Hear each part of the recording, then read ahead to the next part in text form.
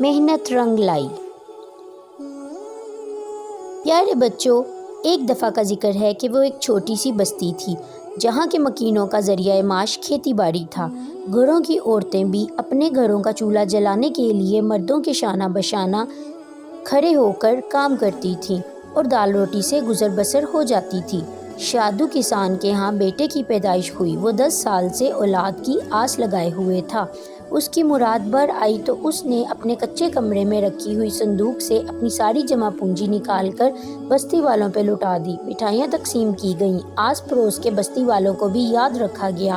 گاؤں والوں نے تو اس کا نام جمعہ خان رکھ چھوڑا تھا کیونکہ وہ جمعے کے دن پیدا ہوا تھا۔ شادو نے بیٹے کا نام جمال رکھا تھا۔ جب وہ بڑا ہوا تو ضد پر آ گیا کہ اسے اسکول داخل ہونا ہے۔ اس کی بستی میں اسکول کا نام بھی کسی نے نہ سنا تھا اور وہاں کسی بچے کا اسکول میں داخلہ لینے کی تکرار حیرانی کی بات تھی۔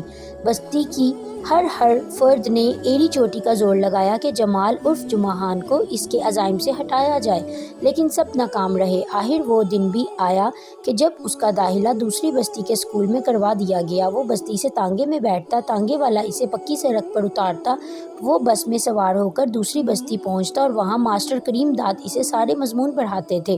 مڈل تک اسی اسکول میں پڑھنے کے بعد اس نے ہائی اسکول میں داخلہ لینے کا ارادہ ظاہر کیا تو سب بستی والے غصے سے لال پیلے ہو گئے۔ سب نے کہا، کسان بن، کچھ اور بننے کے خواب نہ دیکھ۔ لیکن جمال پہ تو ایک دھند سوار ہو گئی تھی۔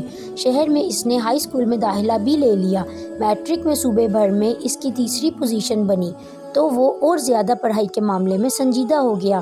اس کی انتھک محنت اور دل لگا کر پڑھنے کا جنون اسے کالج اور کالج سے یونیورسٹی تک لے گیا۔ اتنا پڑھ لکھ جانے کے بعد اسے چھوٹی موٹی ملازمت گوارا نہ تھی اور اونچی پوسٹ اور عہدے کے لیے تگڑی سفارش کا ہونا بھی ضروری تھا۔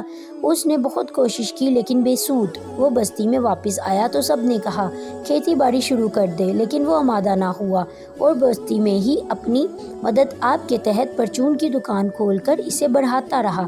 دیکھتے ہی دیکھتے دکان ایک بڑے جنرل اسٹور کی شکل اختیار کر گئی۔ بستی والے اس پر رشک کرتے۔ جمال خود بھی سیٹھ بن جانے اور کہلائے جانے پر اتراتا تھا۔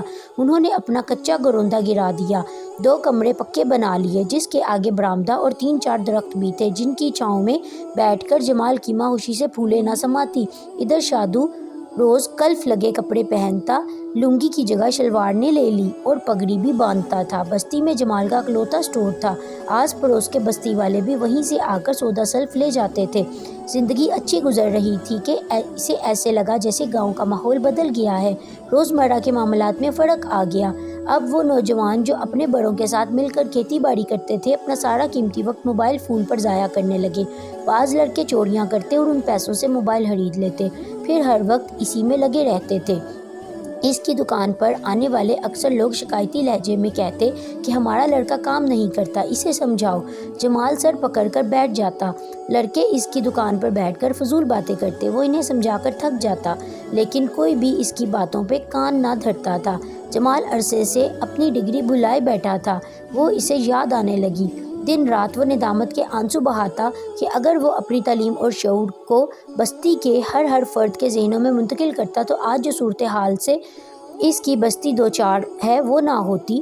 کئی سوال تھے جو اسے تنگ کرتے تھے اور شرمندہ کرتے تھے۔ وہ اپنے علم کی بنیاد پر بہت کچھ کر سکتا تھا، اس نے ایسا کیوں نہیں کیا؟ یہ ندامت اسے کھل رہی تھی۔ آخر اس نے ایک فیصلہ کیا اور اس نے اس بارے میں اپنی والدہ کو آگاہ کیا۔ اب دکان اس نے اپنی والدہ کے حوالے کی اور بستی کے مستقبل کے مماروں کے لیے کچھ سوچنے لگا۔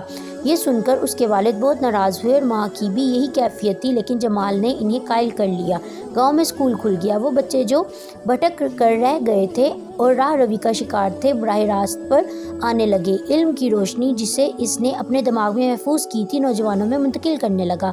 اس کی محنت رنگ لائی اور اس بستی سے اکثر لوگ علم و شعور کے پیکر بن کر نکلنے لگے۔